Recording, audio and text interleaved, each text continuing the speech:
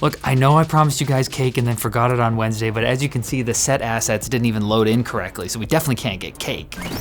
No, actually, Linus is shooting a tech tip support thing on the tech-linked set for some reason, so this is what I'm in the void. But on to the tech news. Microsoft seems intent on killing all hype for Windows 11, especially in people who are stoked to play around with Android app support at launch, because it won't be there. Just like the cake. But XDA developers noticed something that might tide us over. The Microsoft Store listing for the Windows subsystem for Android had Xbox One as one of its supported platforms. This would make sense, since Xbox consoles are more or less running some version of Windows, but why would you want this? To be able to run the mobile version of Fortnite or COD on your TV? Just so you could feel something? I'm feeling lonely here. Now, it's possible this listing was a mistake. It seems the Xbox references have been removed from the subsystem's listing page, but now it's opening up my mind to the possibilities. I mean, I could tweet from an Xbox. You can already do that.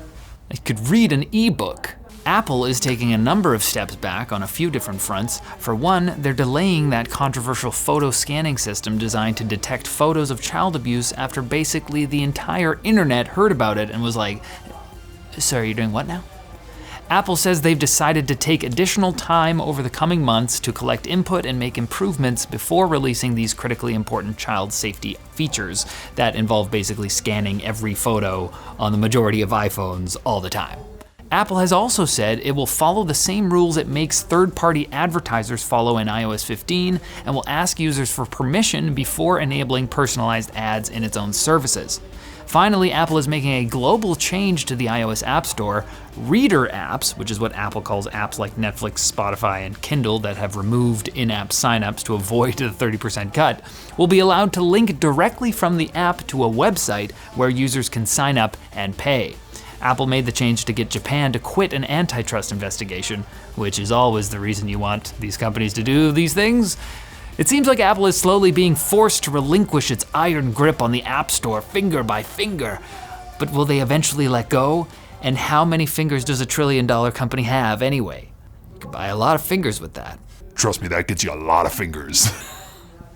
And in other Apple news, the tech giant is looking to hire programmers experienced with the RISC-V architecture, which is sometimes thought of as an open source alternative to ARM. But wait, Apple just released their ARM-based M1 processors last year. Is it leg year already? Leg day? ARM? He gets it. Apple's hiring page indicates they want RISC-V programmers to work on various subsystems in all sorts of Apple products that currently most likely rely on ARM cores. Apple may be trying to rely less on ARM in case NVIDIA's acquisition of the company ever goes through, or they may be doing what they did to Intel, getting their products ready to switch to a new architecture many years down the line. Whatever they're doing, it's great to see RISC-V getting more attention since we ran out of ARM-based puns real quick, as you can tell. It got boring. We're ready to take a risk again. Now it's time for Quick Bits, brought to you by Corsair iCue, the software that lets you fully synchronize the RGB lighting on all your compatible Corsair products to create some cool effects like David made on the background here. But it's not all about fancy lighting. iCue can also monitor your components' real-time temperatures, create automated fan curves to adjust speeds on the fly, and set custom profiles to control all that differently depending on how you're feeling in that moment. Your PC can be an interactive work of art, just like you. Check out Corsair's iCue products today at the link below. Quick Bits, it's time for the Quick Bits. Is that bad? Did I ruin something? Reddit has banned the r/no-new-normal subreddit for breaking the platform's anti-brigading rules and quarantined 54 other subreddits for breaking Rule 1, which bans harassment, bullying, incitement of violence, or promoting hate based on identity.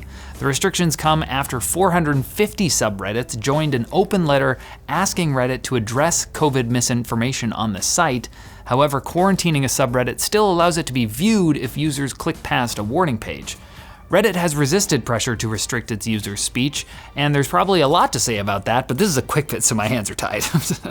8 US states have announced they'll be using Apple's digital ID system to check state ID and driver's licenses sometime in the future.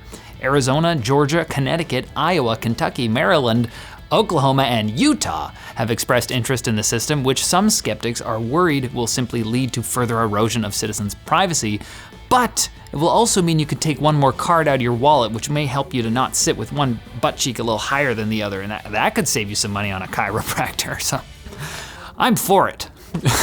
Remember all those RTX 3090s that were bricked trying to play New World? Well, EVGA figured out that the problem was the soldering around the GPU's MOSFET circuits. It was badly done, leading all those poor RTX 3090 owners to regret, just for a moment, spending almost $2,000 on a fancy thingy to play video games. And for that, bad soldering guy in the EVGA factory, I salute you. Google Pixel 3s are dropping like flies, or at least that's the impression you might get if you visited some technical support forums. Reports of the phones suddenly becoming unresponsive because they've somehow booted into emergency download or EDL mode are rampant. Google hasn't said that they'll help Pixel 3 owners yet, many of whom are no longer covered by the phone's warranty. Conveniently, the new Pixel 6 is launching very soon though. And a US court has upheld an April 2020 ruling that decreed AI systems could not be credited as the inventor of a patent. Patent inventors must be an individual, and R2-D2 is clearly just a miserable little pile of nuts and bolts. Interestingly, Australia ruled the opposite way, which is why they're currently overrun with deadly robots. What's that? They're not? Ah, soon enough. And it's about time we ended this episode. Come back on Monday for more tech news, but not before you treat yourself to some delicious cake. You'll have to get it yourself though. I don't know the code to spawn it in. What?